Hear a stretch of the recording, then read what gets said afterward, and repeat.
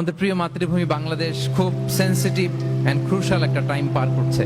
আমরা আমাদের প্রিয় মাতৃভূমির জন্য আজকের কেপ টাউনের বাইতুল কুদস মসজিদ থেকে, মসজিদুল কুদস থেকে দোয়া করি, আল্লাহ তাআলা আমার প্রিয় মাতৃভূমি বাংলাদেশকে হেফাজত করুক।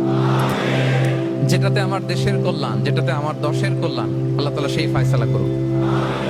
দিনী ভাইয়েরা, সবাই মিলে এক দেহ এক প্রাণ, আওয়াজ করে বলুন, এক দেহ এক প্রাণ। শুধু মুখ দিয়ে বললেই হবে না, ফিল করতে হবে। আমরা সবাই এক দেহ এক প্রাণ। বিষ্ণু বলেন, মাসালুল মুমিনিনা ফি তাওয়াদ্দিহিম ওয়া তারাহুমিহিম ওয়া তাআতুফিহিম মাসালুল জাসাদ। মুমিনদের ভালোবাসার সম্পর্ক, এটা দৃষ্টান্ত হচ্ছে, পারস্পরিক ভালোবাসার সম্পর্ক হচ্ছে কামাসালিল জাসাদ, এটা একটা দেহের মতো। আমরা সবাই মিলে এক দেহ। দেহের কোনো অঙ্গ যদি ইনজুর্ড হয়, সারা দেহ যেমনি কষ্ট পায়, বিশ্বের কোথাও আমার কোনো দিনী ভাই যদি কষ্ট পায়, আমাদের প্রত্যেকের হৃদয়ে রক্তক্ষরণ ঘটে। চিল্লায় বলেন ঠিক কিনা? আপনার পা কেটে গেছে, এখন আমরা কি এরকম ভাবি যে পা গেছে তো কি হয়েছে, পাই না, কষ্ট পাবে, সারা দেহ তো ওকে। ব্যাপারটা কেমন? দেখবেন পা কেটে গেলে রাতে ঘুম আসে না, ওইটার ব্যথায় জ্বর চলে আসে, এরকম আসে না? নাই?